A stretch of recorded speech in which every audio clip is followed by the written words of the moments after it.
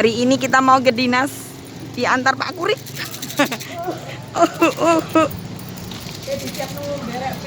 Waduh, sudah siap ini ya. Musik kurang jauh ya. Ustaz Ati depan. Ya, nanti yang mengarahkan. Jadi Buri kan berempat ya belakangnya. Iya. Satrudi. Nah, piye iki mabune, guys? Caranya, guys. Ya, kita masuk ke mobilnya Gusrut. Ada Ustazah Indah, ada Ustazah Tiwi, cemiau, cemiau.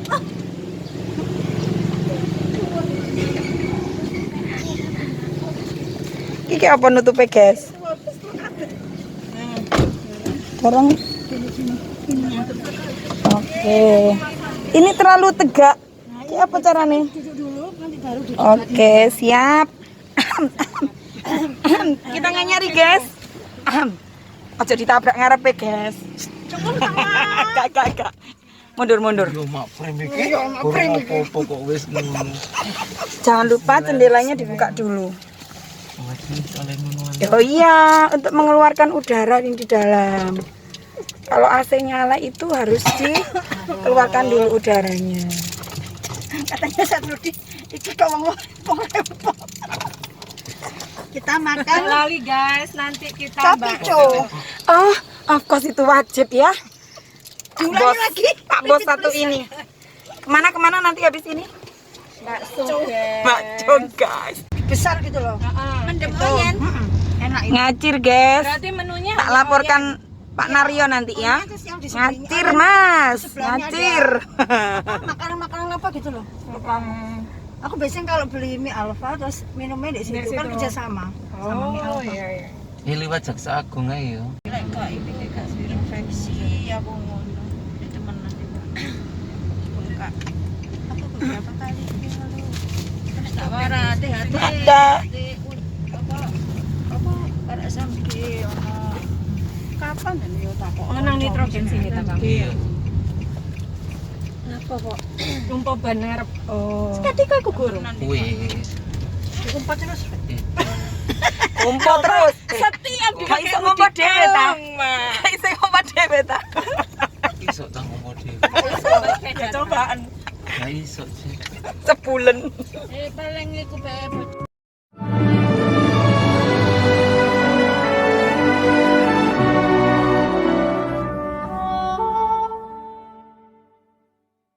Saya diundang oleh Dinas Gresik, itu saya tidak berani nolak karena saya juga orang Gresik, dan melaksanakan coaching klinik ini adalah sesuatu yang pertama kali saya laksanakan di tahap 2 ya. Oleh karena itu untuk Dinas Gresik, beri aplaus Bapak Ibu untuk Dinas Gresik ya. Jadi mengawali bagaimana persiapan untuk Bapak Ibu masuk ke tahap 2 sudah diberikan coaching klinik ya. Izin untuk saya sedikit ya, di kegiatan fasilitator saya awali di IAPB, itu kerjasama antara pemerintah Australia dengan pemerintah Indonesia sekitar tahun 2002, 2003 sampai 2005 ya. Untuk sekolah-sekolah di Gresik yang ketepatan waktu itu menjadi sasaran SD, SMP, MI, MTS, insya Allah belajar bersama-sama dengan saya ya. Kemudian kalau di kegiatan HES, ada yang dari Jepang ini? Tidak ada, dari kota semua kayaknya ya. HES, Jumangka ya. Kemudian kalau SBMI angkatan pertama yang saya jadi fasilitator itu dimulai Juli 2020 dan berakhir 2021 sekitar bulan Maret ya. Mestinya saya Oktober 2021 bertugas menjadi fasilitator di angkatan 4. Tapi karena saya ikut seleksi juga Bapak Ibu, jadi masuk untuk menjadi fasilitator, menjadi pelatih ahli di Kemdikbud itu semuanya seleksi. Bukan karena jabatan saya sebagai India Iswara, tetapi itu sebagai upaya-upaya untuk mendapatkan fasilitator maupun pelatih ahli yang sesuai. Ya. Jadi saya juga seperti Bapak Ibu ikut seleksi, ikut isi 5.000 karakter juga sama. Ya. Ketika menjadi fasilitator maupun menjadi pelatih ahli. Jadi Bapak Ibu, untuk program yang kedua yaitu sekolah penggerak. Ada yang sekolahnya ikut sekolah penggerak? Ada nggak? Ya, alhamdulillah. Ya. Kalau sekolah penggerak yang ikut seleksi kepala sekolahnya, itu kepala sekolahnya lolos, maka sekolahnya akan menjadi sekolah penggerak. Ya. Jadi ini dua program yang berbeda, bukan postus mastis yang sekolah penggerak, guru-gurunya menjadi guru penggerak, betul. Ya. Karena untuk menjadi guru penggerak harus ikut seleksi, sama seperti yang Bapak Ibu ada sekarang. Ya. Program yang ketiga di Kemdikbud adalah organisasi penggerak, ya. PGRI, Muhammadiyah, kemudian Pergunung, kemudian IGI ikut seleksi, dan kalau dinyatakan lolos akan didanai untuk menyampaikan pelatihan-pelatihan. Ya. Jadi ada 3 kegiatan besar Bapak Ibu ya. Yang pertama apa tadi? Guru penggerak. Bapak Ibu terlibat di dalamnya. Yang kedua, sekolah penggerak. Yang ketiga, organisasi penggerak. Alhamdulillah Bapak Ibu masuk di salah satu program besar itu. Ya. Mudah-mudahan yang ada di sini semuanya lolos, ya. Oke, kita masuk ke apa itu program guru penggerak. Di tayangan guru-guru lain di sekolahnya masing-masing, ya. Misalnya Bu Azizah, Bu Azizah masuk ke program guru penggerak. Selama program dijalankan oleh Bu Azizah selama 6 bulan itu, insya Allah Bu Azizah harus mengembangkan teman-teman guru di sekitarnya. Sekolah mana Bu Azizah? UPT SDN 40. Ada berapa guru di sana Bu Azizah? 15. Maka Bu Azizah punya kewajiban untuk mengembangkan 15 guru di UPTN 40. Siap kira-kira Bu Azizah? Harus menjadi agen transformasi. Ya, berat gitu Bapak ya. Nggak usah dibayangkan tugas-tugasnya Bapak. Ya. Karena apa? Karena selama Bapak Ibu mengikuti program itu, Bapak Ibu akan didampingi oleh pendamping-pendamping, ya. Di antaranya siapa saja pendamping-pendampingnya itu, ya. Pendampingnya adalah pertama pengajar praktik, ya. Salah satu beliau yang menjadi pengajar praktik adalah narasumber kita, ya, Bu Ria Eka Lestari, pengajar praktik di Angkatan 1.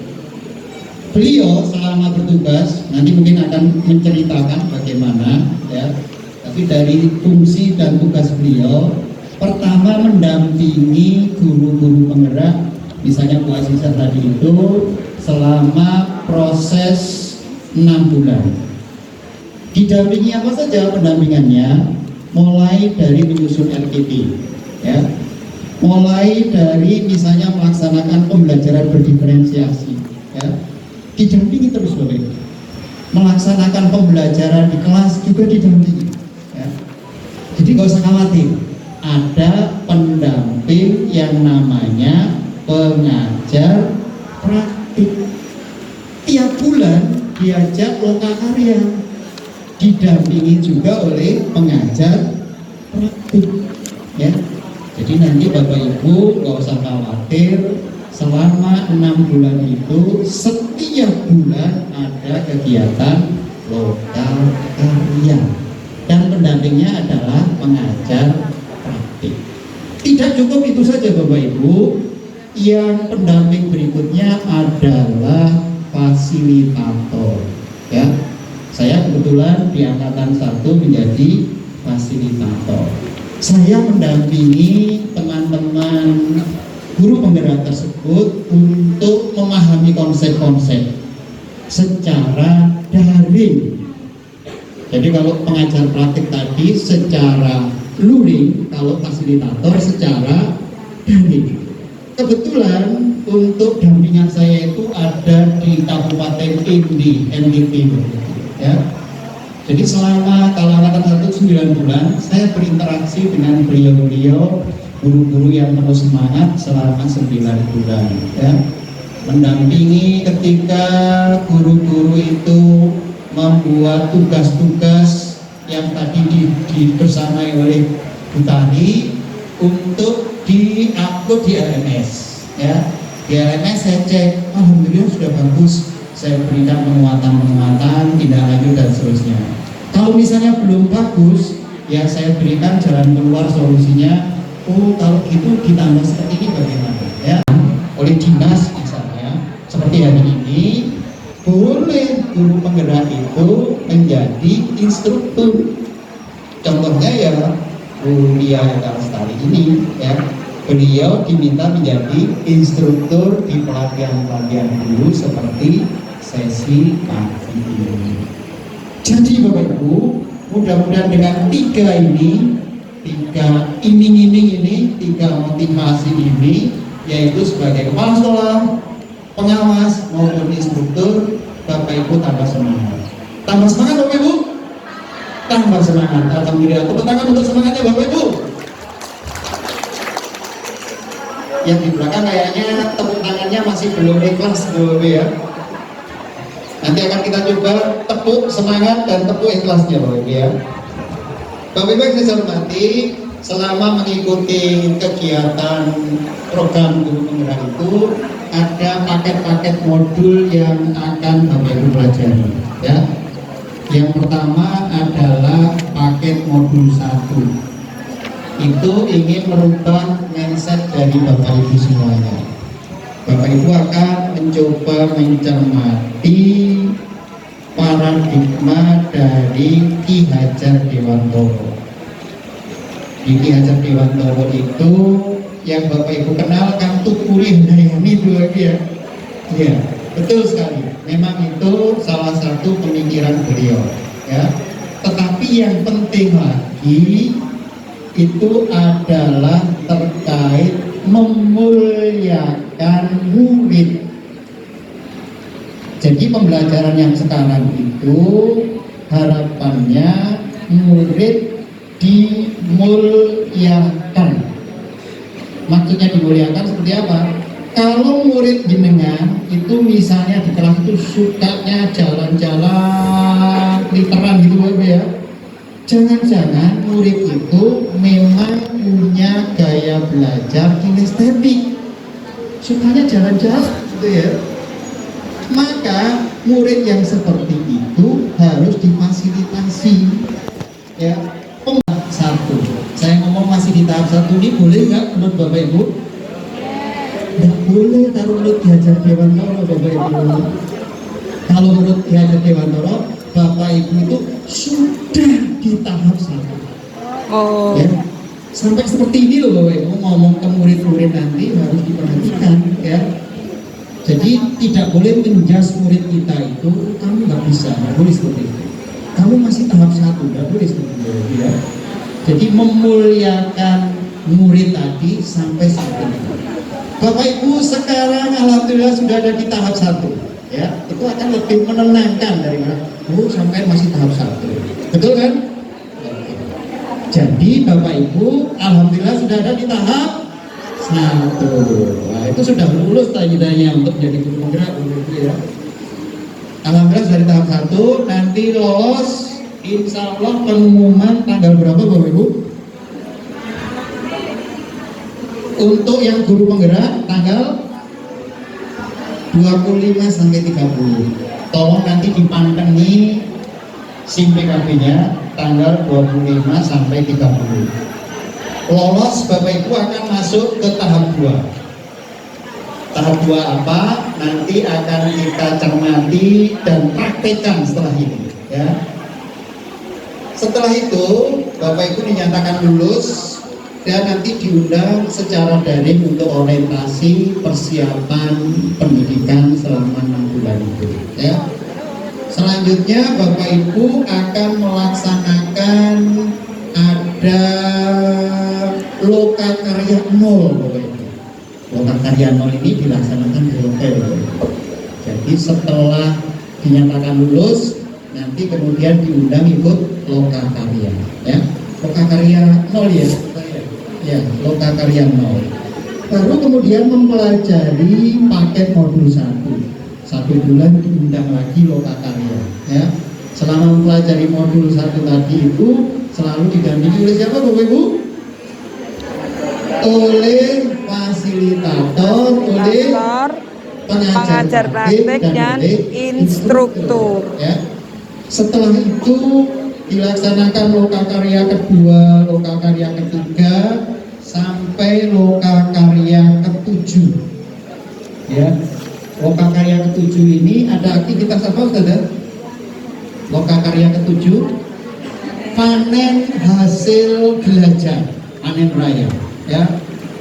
Jadi Bapak Ibu nanti boleh memanen hasil belajarnya, boleh menyampaikan mulai proses seleksi sampai nanti lulus menjadi guru penggerak lokakarya ke-7. Selama 6 bulan tadi itu ada lokakarya 0 sampai lokakarya ke-7. KKN-nya berapa Bapak Ibu? KKN-nya berapa Bapak Ibu? Dinyatakan lulus jika mendapatkan predikat cukup dengan nilai 70, itu berarti KKN-nya. Guru penggerak ini harus 70 gitu ya KKN-nya, ya. 70 itu nanti nilainya dari mana? Yang pertama 65% bobotnya dari pengajar praktik. Makanya nanti baik-baiklah dengan pengajar praktik, baik-baiklah dengan Ustazah Tari gitu ya. Cocok. Kalau dengan saya, dengan fasilitator nggak terlalu baik, nggak apa-apa, ya. Karena bobotnya hanya 35%. Jadi daring-daringan tadi itu belajar bersama fasilitator itu bobotnya berapa Bapak Ibu? 35%. 65%. Sedangkan kalau dengan pengajar praktik 65%. maka dari itu nanti selama 6 bulan Bapak Ibu baik-baiklah dengan pengajar praktiknya, gitu ya. Oke, itu untuk penilaian di program guru penggerak, ya. Penilaiannya di apa saja nanti bisa Bapak Ibu cermati. Yang sudah menyelesaikan IC, sudah verbal, sudah ada alhamdulillah 800-an, ya. Yang diundang di sini kata Bupati tadi adalah bukan bujo-buji, tapi karena acak, ya. Hebatnya Gresik seperti itu Bapak Ibu ya. Hebatnya Dinas Pendidikan Gresik. Siapapun yang berminat, registrasi berarti kan berminat, itu semuanya diundang untuk coaching klinik, ya. Yang lolos untuk tahap kedua berarti sudah siap. Yang belum lolos, ya, sudah punya paling nggak bekal. Oh seperti itu loh program guru penggerak itu, ya. Sehingga nanti ketika digerakkan oleh teman-teman yang lolos di guru penggerak menjadi semakin mantap, gitu ya.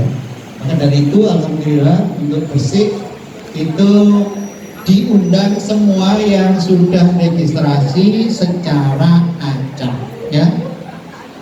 Jadi di seleksi ini itu IC dan CV alhamdulillah sudah Bapak Ibu lewati. Dan sekarang Bapak Ibu siap-siap untuk seleksi tahap 2. Kita untuk memotivasi menyiapkan coaching kliniknya. Yang memutuskan, yang meluluskan siapa Bapak Ibu? Kementerian Pendidikan dan Kebudayaan. Ya. Jadi Bapak Ibu jangan galau, yang ada di ruangan ini yang belum diundang juga jangan galau. Ya. Ini adalah upaya-upaya dari dinas supaya guru-gurunya yang berminat menjadi lebih paham dan lebih siap ikut mengikuti seleksi. Tapi kalau kelulusannya semuanya ada di tangan asesor Kemdikbud, itu ya. Oke. Bapak Ibu yang saya hormati, untuk alur seleksi Bapak Ibu di tahap 2 itu kita lihat untuk seleksinya, ya. Bapak Ibu yang saya hormati, jadi di tahap 2 itu seleksinya semuanya dilaksanakan secara daring. Oleh karena itu disiapkan paket data. Kalau di sekolah ada WiFi, pakai WiFi. Pastikan WiFi dan paket datanya ada, ya. Karena nanti proses seleksi di tahap 2 itu menggunakan paket data maupun WiFi dengan aplikasi Jimit. Sudah biasa menggunakan Jimit ya? Sudah. Kalau belum biasa, mumpung masih ada waktu, bisa membiasakan, ya. Bisa praktek atau belajar berlatih bersama teman-teman yang sudah biasa menggunakan Jimit. Bahkan nanti Ustaz Danali akan mengajari praktek mengajar dan teman yang lainnya bisa menjadi asesornya di Jimit, ya. Jadi satu teman ngajar di kelas, satu teman lagi di ruang guru untuk menjadi asesornya seolah-olah dengan menggunakan Jimit, sama-sama daring, ya. Nanti akan dipraktekkan bersama tadi, ya. Bapak Ibu saya hormati, untuk persiapannya bahwa untuk simulasi mengajar waktunya 10 menit. Bisa dibayangkan ya Bapak Ibu ya. Bapak Ibu biasa mengajar berapa menit? 40 menit. 35 menit. Kalau SMP 40 menit. Itu 1 JP.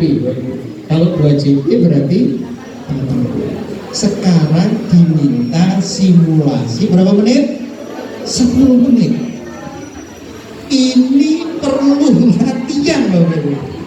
Meringkas 80 menit mulai dari pembukaan, kegiatan inti, penutup, ada penilaian dan refleksi, hanya 10 menit. Maka ini perlu latihan. Sambil latihan yang belum Jimit tadi itu ya, sambil latihan Jimit, sambil latihan simulasi mengajar. Karena waktunya hanya 10 menit, ya. Kemudian Bapak Ibu selama simulasi itu bukan mengajar secara daring, tapi mengajar secara offline. Jadi gini Bapak Ibu, ketika Bapak Ibu dinilai oleh asesor, proses seleksinya itu secara daring. Tapi kalau Bapak Ibu mengajarnya, mengajar ke muridnya secara murid. Jadi nggak boleh share screen. Jadi nanti jangan Bapak Ibu, Pak asesor, Bu asesor, saya share screen ya, gitu ya, untuk PPT saya. Tidak diperkenankan, ya. Bahkan ada pengalaman teman-teman yang praktek atau simulasi mengajarnya dengan menggunakan PPT yang dipakai OHP gitu atau pakai LCD, itu malah tidak kelihatan oleh asesor, ya. Jadi yang dipentingkan di sini tidak PPT-nya Bapak Ibu, tetapi mengajar secara memberikan, ya. Oke ya. Jadi yang disiapkan kira-kira apa Bapak Ibu? Alat peraga RPP yang RPP. disiapkan. ya, bukan PPT, ya, tapi yang disiapkan adalah RPP-nya yang memuat kalau Bapak Ibu mau mengajar 80 menit, ya 80 menit RPP-nya. Kalau teman-teman guru SD yang 35 menit, ya 35 menit RPP-nya. Tapi yang mengajarnya hanya 10 menit, gitu ya. Bisa dipahami ya? Oke, ini petunjuk umum untuk melaksanakan simulasi praktek mengajar, ya. Simulasi atau praktek mengajar, ya. Petunjuk khususnya, jadi yang pertama Bapak Ibu harus membuat RPP, ya. Kemudian yang kedua itu Bapak Ibu siapkan perangkat-perangkat untuk mengajar secara lurik. Yang disiapkan apa? Di antaranya Bapak Ibu? Apa? Alat pelajaran. Kalau punya whiteboard, ya. Kalau tidak ada whiteboard, misalnya pakai kertas plano, juga boleh menggunakan kertas plano, ya. Kalau misalnya minimalis sekali, ya, kayak saya misalnya ketika praktek dulu, saya prakteknya cukup menggunakan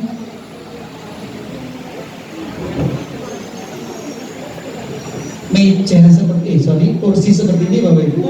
Kemudian saya ambil kalender tahu ya, kalender yang itu saya balik putihnya, saya berikan judul tujuan. Jadi gantinya whiteboard sama gantinya kertas plano apa Bapak Ibu? Kalender yang ditaruh di kursi, ya. Itu ternyata juga bisa lolos Bapak Ibu, ya. Yang penting ada media. Jangan lupa juga ada sapidol, ya. Sapidol untuk menulis itu ya, kurang-kurang tulis gitu ya. Jadi kita siapkan juga, ya. Nanti untuk detail praktek mengajarnya akan disampaikan oleh Ustaz Dahlan. Saya hanya membagi pengalaman saya dengan pengalaman yang sesederhana itu, yang penting memenuhi syarat, insya Allah juga lolos, ya. Yang penting lagi nanti untuk RPP-nya Bapak Ibu, ya. RPP-nya harus diunggah ke guru berbagi, ya. Sudah pernah masuk ke guru berbagi? Yang belum pernah, monggo segera berlatih untuk masuk ke guru berbagi. Yang penting Bapak Ibu punya SIM PKB, insya Allah semua punya, masuk ke guru berbagi. Mengapa? Karena RPP-nya harus diupload di guru berbagi. Temanya apa saja Bapak Ibu? Di sana ada beberapa tema yang bisa menjadi pilihan Bapak Ibu, ya. Untuk Bapak Ibu yang pengajar praktik, pengajar praktik, ada di sini pengajar praktik kan? Boleh pilihan temanya mengajar orang dewasa. Jadi kalau pengajar praktik nanti yang diajar kan guru-guru, ya, orang dewasa, ya. Kalau Bapak Ibu yang guru-guru nanti boleh pilihannya mengajar kepada muridnya, ya. Jadi temanya ada di sana beberapa tema. Ini ada pilihan temanya Bapak Ibu, ya. Nah, dan nanti Bapak Ibu mengisi juga tema yang Bapak Ibu pilih, ya. Misalnya saya ketika mengajar SMA, saya mengajar tentang gerak bolak-balik gitu ya, atau gaya bolak-balik itu, ya. Kita tuliskan di sana untuk pilihan topik yang disediakan dan mata pelajaran yang diambil, ya. Bapak Ibu yang saya hormati, ini yang perlu Bapak Ibu perhatikan. Jadi ketika praktek mengajar, penampakan Bapak Ibu itu harus 80% sampai minimum 70%. Jadi menurut saya, misalnya Bapak Ibu sedang membuka jilid, ya, kemudian ketika praktek mengajar itu hanya duduk seperti ini aja di depan ini, berarti yang tampakkan hanya wajahnya dan sekitar penampakannya nggak sampai 10% ya Bapak Ibu. Kalau seperti itu maka tidak memenuhi syarat ya. Syaratnya harus 70 sampai 80%. Nah ini yang juga perlu dilatih Bapak Ibu. Ya, misalnya ini tadi sinetnya kita misalnya ngajar di sini. Jadi pura-pura seperti itu biar kelihatan seperti yang ada di tayangan itu ya. Kelihatan wajah sampai dengan sekitar kaki gitu ya. 70 sampai 80%. Ini juga perlu dilatih ya. Maksudnya perlu dilatih, dicoba-coba. Ini harus cukup atau kurang dekat ya. Kalau kedekatan berarti terlalu besar sehingga 70-80%-nya tidak tercapai, ya tak mundur ya. Seperti itu ya. Dan nanti Bapak Ibu bisa latihan dengan Ustazah kami dengan siswa supaya melepaskan 70 sampai 80% ya. Saya kira dari saya itu Bapak Ibu terkait bagaimana simulasi mengajar ya, terkait wawancara dan seterusnya. Detail untuk simulasi mengajar akan disampaikan oleh Ustazah ya. Alhamdulillah teman-teman, hari ini tadi kita sudah belajar kucing cilinik. Semangat ya teman-teman. Ustaz Rudi, terima kasih. Depresinya karena apa sih Pak? Udah 2 tahun ini. Terima kasih, semangat kakak. Semangat kak, semangat. Semangat dan bahagia. Assalamualaikum warahmatullahi wabarakatuh. Dadah.